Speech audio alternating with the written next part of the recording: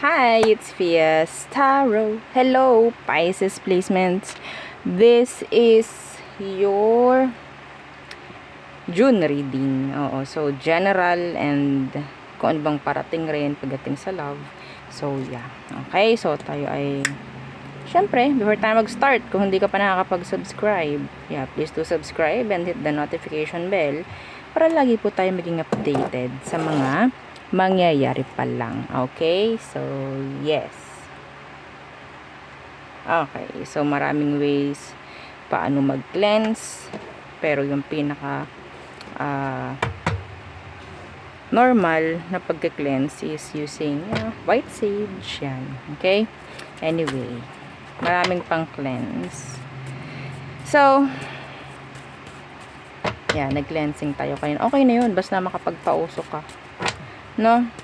Oo. So, again, kung may tanong po, mag-message sa akin pong FB page. Tanong sa private reading, tanong sa mga charms. Yeah, just message me. Private message, hindi po sa comment section. So, Pisces, what is for you ngayong buwan ng June? Buwan ng June for Pisces placement, Sun, Moon, Rising, Venus.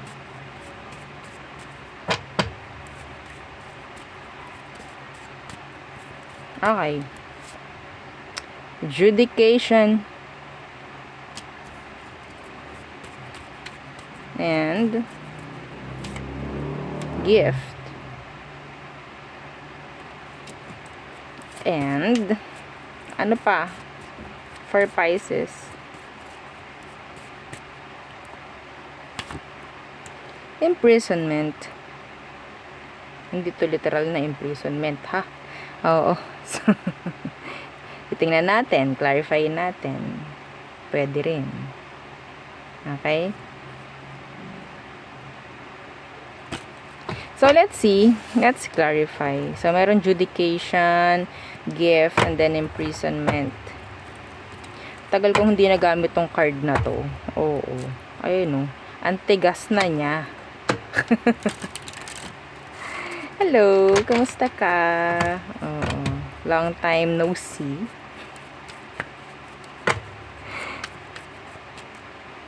So let's see. What's with this judication?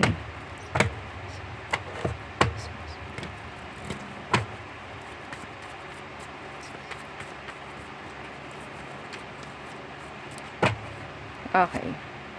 King of Pentacles.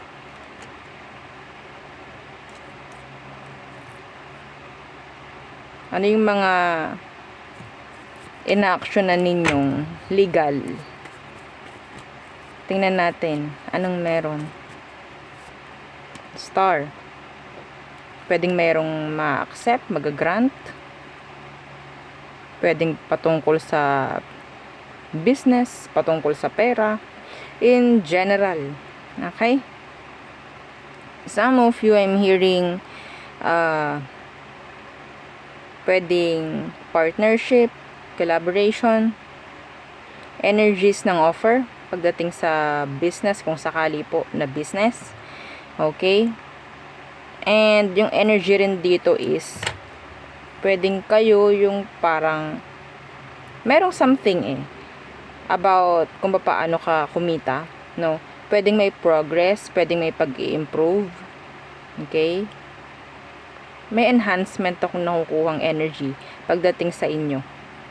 Yeah, sa mga hindi ko alam some of you, this could be somebody's another branch ng business, mga ganyang bagay, or magtatayo ka ng iba pang business, mga ganyan.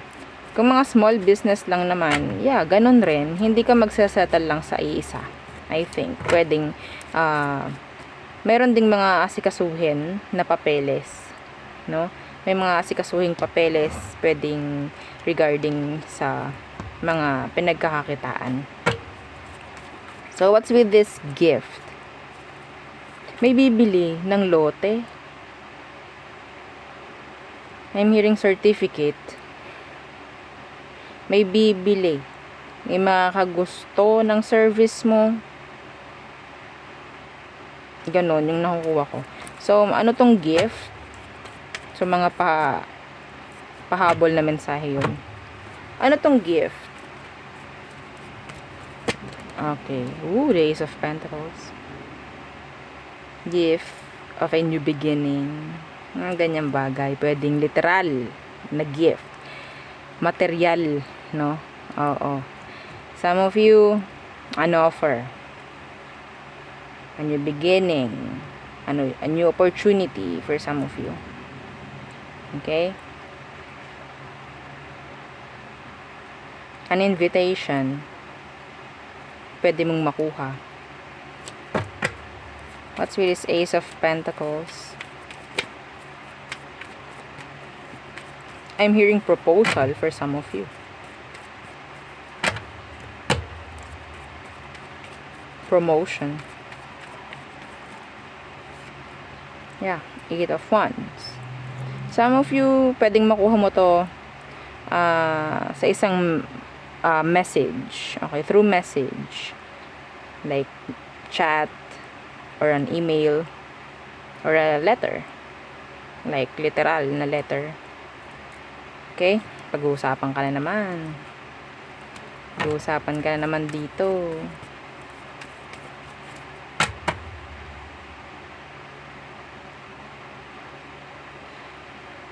Some of you, kung ano man tong magsisimula na to, sa tingin ko magiging maganda ang flow.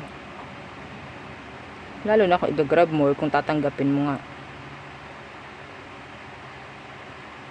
Maraming opportunity pagdating sa inyo mga Pisces ngayong June.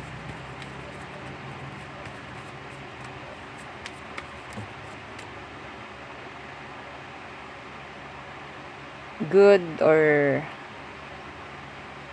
good news. I'm hearing good news. So, ano tong imprisonment?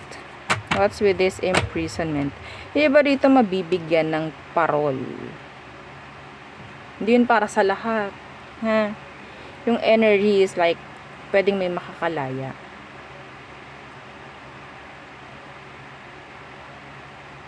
Hindi po yun para sa lahat. Pwedeng makakakuha ka ng ganung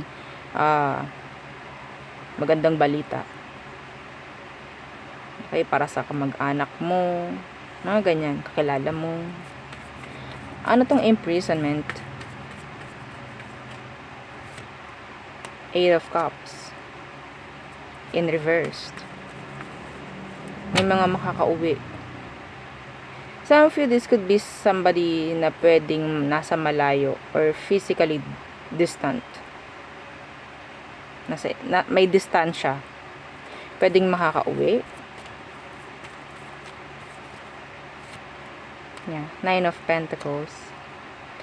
Sa nakikita ko dito, no, ito yung taong parang sobrang nag-focus pagdating sa sa career nila. Pwedeng lumayo para sabihin nating magtrabaho, parang mga ganyang bagay. Nakikita ko pwedeng umuwi ito. Okay, maraming dala para sa'yo, maraming dala para sa pamilya, mga ganyan. And I'm hearing this person pwede na mag-settle. Pwede na mag-settle. Okay, yeah. Hindi na siya para mag-work, hindi na siya para bumalik uli doon sa pinanggalingan niya. Pwede kasing lumayo to eh. May uuwi na po. At hindi na babalik para magtrabaho sa malayo. Pwede mag-settle na dyan or sa inyo. And pwede mag-business na lang. Kung sakali. Or parang okay na eh. Meron ng ipon. This is good. Energy. It's nice. Good news. Good news coming in for you, Pisces. So, we have here 30, 17, and 29. Okay. So, what's coming in pagdating naman sa love? Anong meron pagdating sa love ng mga Pisces? Pisces placements. Anong meron? Anong parating ngayong June pagdating sa love? Three of Pentacles, pagkakaayos, pagkakaroon ng pagkakaintindihan, pagkakaunawaan. Three of Pentacles. Yeah, and the King of Wands. May makikinig. I'm hearing smooth flowing energy. Kasama ang isang earth sign or fire sign. Okay? Yeah, Days of Swords. This is talking about communication, good communication flow, mga ganyan. Okay? Good flow of communication, I mean. May nakikinig, may magsasalita. Pagkakaintindihan. Some of you meron issue. Iba dito may issue. In general, may mga drama, problema, conflict. May makakaintindi, may magsasalita, may magpapaliwanag. Okay? That's nice.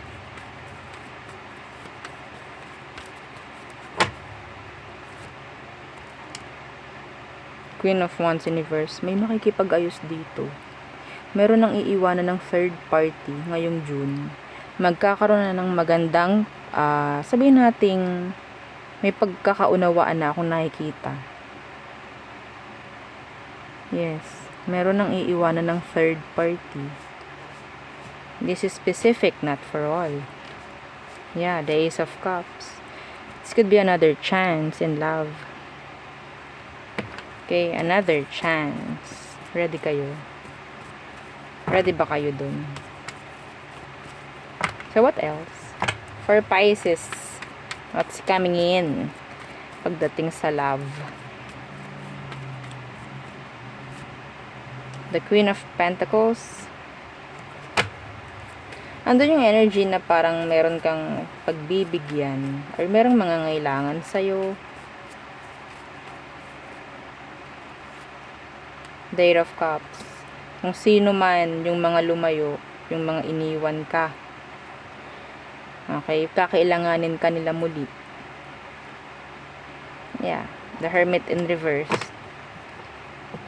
Na magkakos ng confusion sa'yo. May darating para sabihin natin kakailanganin ka. Sino ba niyang mga yan? Sila yung mga lumayo, mga inalisan ka, tinalikuran ka. Pero this time, I'm hearing a return from those people. Water sign, earth sign.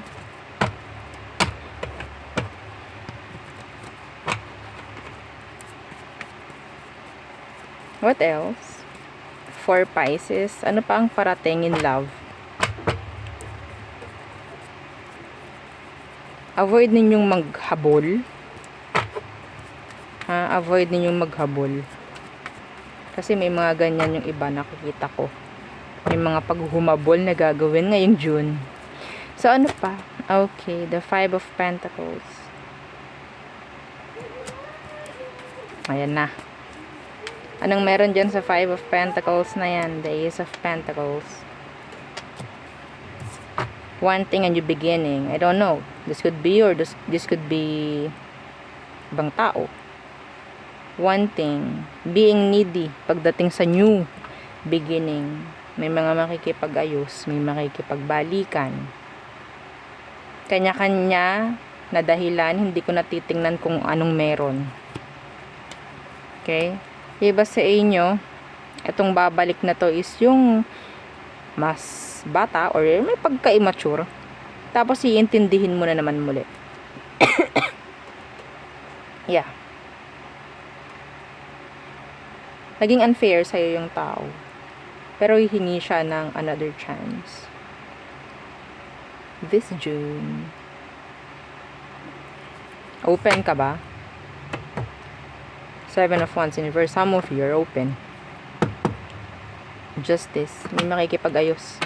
May makikipag-balikan. Hihingi ng another chance.